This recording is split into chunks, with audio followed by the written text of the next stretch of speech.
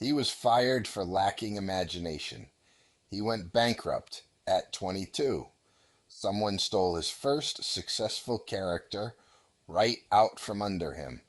His own wife and brother told him his greatest idea was going to destroy everything he had built, and the entire film industry laughed at him and called his dream Disney's Folly. That man went on to win more Academy Awards than any individual in history and build the most magical empire the world has ever seen. This is the story of Walt Disney, and it is far more extraordinary than most people ever know. Walter Elias Disney was born on the 5th of December, 1901, in Chicago, Illinois. His father, Elias, was a hard, demanding man who moved the family constantly, Chicago to a farm in Marceline, Missouri, then to Kansas City, then back to Chicago. Stability was something Walt never really knew as a child. But on that farm in Marceline, surrounded by animals, open fields, and the quiet magic of the American countryside, something woke up inside him. He started drawing. He drew everything he saw. He once painted a picture of a horse on the side of the family's house with tar. His father was furious. Walt didn't stop drawing. He traded his sketches to the local barber in exchange for free haircuts. As a teenager, he sold newspapers and snacks on trains, walking the carriages back and forth, watching the American landscape roll by outside the window. When World War I broke out, Walt was 16 years old. He desperately wanted to serve his country, but he was too young, so he falsified his age on his application papers and joined the Red Cross Ambulance Corps. He was sent to France, not as a soldier, but as an ambulance driver. He covered his ambulance in cartoon drawings. Even in the middle of war, Walt Disney couldn't stop creating. When he returned home, he moved to Kansas City and talked his way into a job at a commercial art studio. He was fired almost immediately. He found another job and discovered animation for the very first time. He was completely captivated. He began making his own short animated cartoons, which he called Laugh-O-Grams. Fired up with belief, Walt started his own animation studio at just 20 years old, and then a New York film distributor who had contracted with him simply stopped paying. The money dried up completely. He was so broke he was living in his own office. He bathed once a week at the local train station because he couldn't afford anywhere else to wash. And in 1923, at just 22 years old, Walt Disney filed for bankruptcy. He packed everything he owned into a small imitation leather suitcase.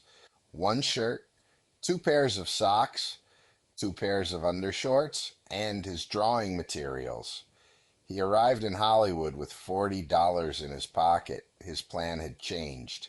He decided animation was finished for him. He was going to become an actor instead. Hollywood had other ideas. Every door he knocked on stayed firmly shut, and so, with no other option, Walt sat down and started drawing again. He and his brother Roy started a new studio. Their first big break came with a character called Oswald the Lucky Rabbit. Audiences loved Oswald. Walt poured everything into those cartoons. And then in 1928, he took a train to New York to meet with his distributor about a pay increase. What he heard when he arrived stopped him cold. Not only was he not getting a pay increase, he was being offered less money, and the rights to Oswald the Lucky Rabbit, the character Walt had created, didn't belong to him. They belonged to the distributor, who had quietly hired away most of Walt's animators behind his back. Everything he had built, taken. Again, Walt Disney sat on the train home, and instead of falling apart, he started sketching. He drew a new character on the back of an envelope, a small mouse with round ears, and a personality that felt like pure joy. He wanted to call the mouse Mortimer. His wife, Lillian, shook her head. She suggested something better. Mickey. Mickey Mouse was born on a train, out of betrayal, loss, and the refusal to quit. In November 1928, Steamboat Willie was released, the first animated film ever to feature synchronized sound. Walt performed Mickey's voice himself. The world had never seen or heard anything like it. Mickey Mouse became a phenomenon overnight. But Walt Disney didn't stop there. He had a new dream, a full-length animated feature film. The entire film industry thought he had lost his mind.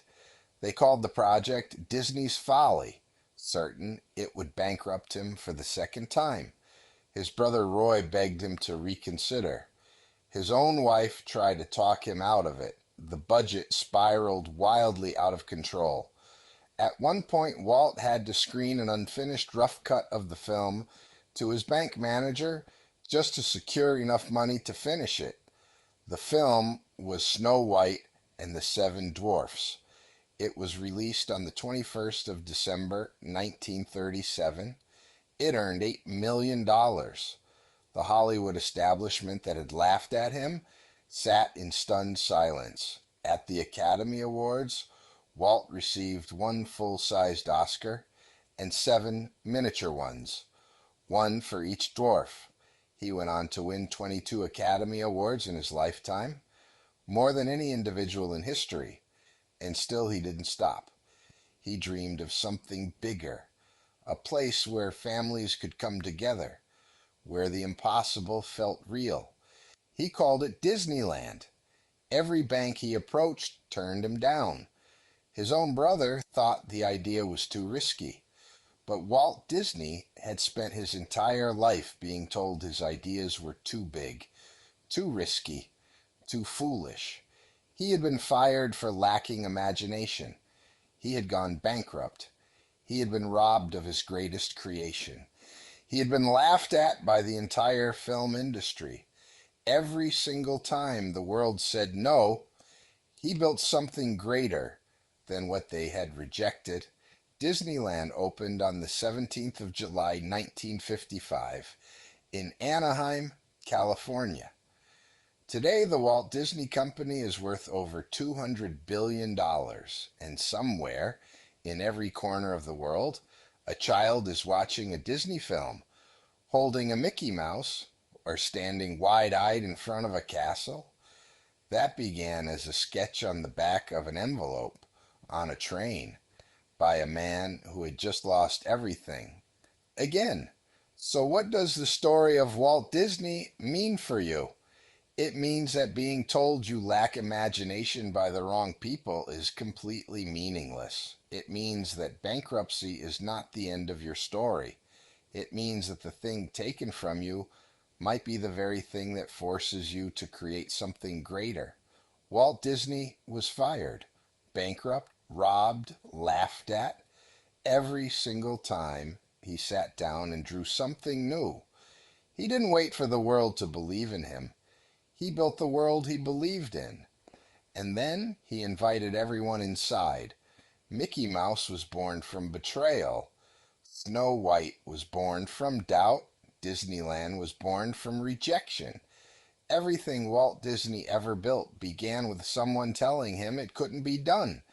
And his answer was always the same. Watch me.